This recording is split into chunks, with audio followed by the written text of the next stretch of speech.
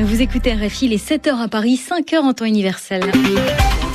On connaît déjà certains candidats à la mairie de Paris. Benjamin Griveaux a officiellement été désigné par La République En Marche. Rachida Dati ne fait pas l'unanimité à droite, mais elle a annoncé qu'elle se présenterait, que son parti lui accorde ou non l'investiture.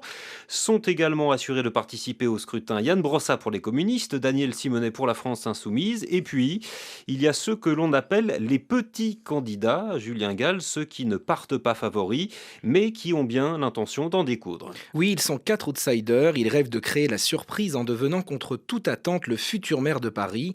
Le premier d'entre eux, Gaspard Ganzer, ancien communicant de François Hollande.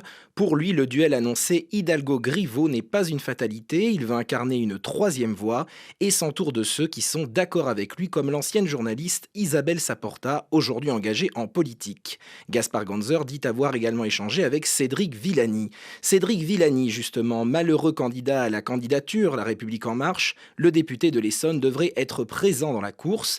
Il s'exprimera le 4 septembre et en attendant, il avance ses pions. À nos confrères de Paris Match, l'ancien mathématicien dévoile l'une de ses valeurs personnelles, la liberté. Lui aussi est Macron compatible, le député Pierre-Yves Bournazel, conseiller de Paris depuis 11 ans, celui qui veut construire un débat transpartisan, discute tant avec les macronistes qu'avec les élus de la droite parisienne, hostile à une candidature de Rachida Dati chez LR.